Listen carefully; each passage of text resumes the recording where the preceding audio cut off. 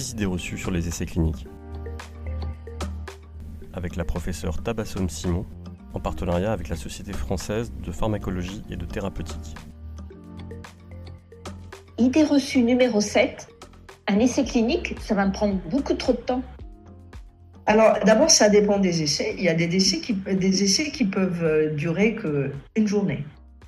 Et puis d'autres qui peuvent durer 4 ans. Donc, ça dépend vraiment du type de la durée. Vraiment, ça dépend d'un essai à un autre essai. Ça, c'est la première chose. Et puis, normalement, un essai, vous devez, toujours dans cette fameuse note d'information et de consentement, il est précisément écrit tout ce qui est les visites liées à l'essai. Ce qu'il faut comprendre, c'est que la prise en charge des maladies, ça peut prendre beaucoup de temps. Je parle de soins, je ne parle pas de la recherche clinique en particulier, mais du soin. Ça dépend évidemment des pathologies. Mais dans certaines pathologies, la prise en charge de la pathologie peut durer beaucoup de temps, avec beaucoup de visites, beaucoup de suivi, etc. Et en fait, il ne faut pas confondre la prise en charge de soins avec les visites éventuelles en plus ou des mesures ou des examens complémentaires en plus des soins. La différence, c'est que quand on est dans le cadre du soin habituel, on ne vous décrit pas à l'avance, enfin on décrit, mais peut-être on ne vous donne pas un document, en tout cas écrit, pour vous dire, voilà, vous allez, pour tel cancer, on va vous soigner pendant 5 ans, vous allez venir une fois par mois, etc. Évidemment, on vous informe de ce qu'on va faire, etc., mais pas de manière aussi détaillée que dans une note d'information et de consentement dans un essai.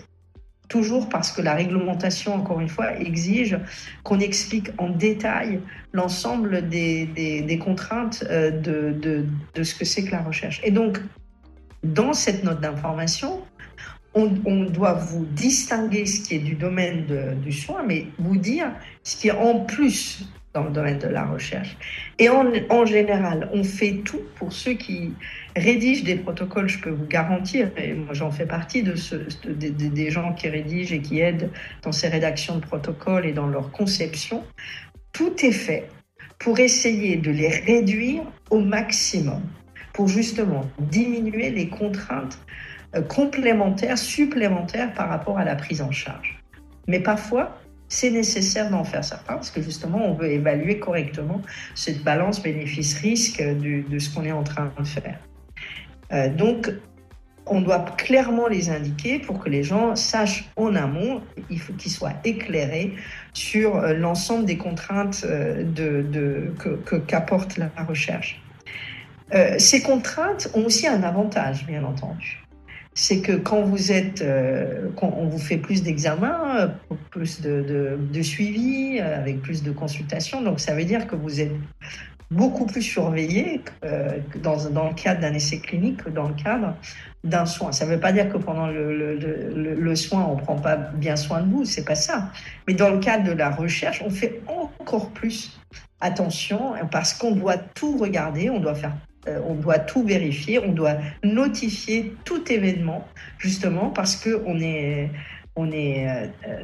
en train d'évaluer un nouveau outil ou de dispositif ou médicament. Il est essentiel de tout évaluer. Donc, vous êtes mieux suivi, encore mieux suivi que dans le cadre du suivi standard de soins qui déjà est de très grande valeur.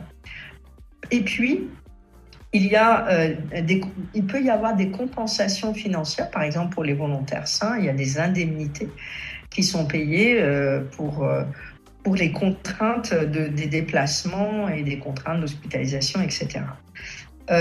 Bien entendu, l'ensemble des frais liés à ces examens complémentaires, les consultations de suivi complémentaires, etc., sont prises en charge par le promoteur de l'essai, c'est-à-dire celui qui prend en charge l'organisation de l'essai. Et puis, comme je l'ai déjà dit, il faut vraiment poser toutes les questions à votre médecin en amont pour être sûr. Et enfin, il faut savoir, comme je l'ai dit tout à l'heure, là encore, qu'on essaye de développer de plus en plus en utilisant les outils informatiques pour essayer de faire des consultations par Internet, c'est ce qu'on appelle les télémédecines, ou par des logiciels, ou par des questionnaires Internet, etc., pour essayer là encore de diminuer les déplacements et donc du coup de votre temps pour les essais cliniques.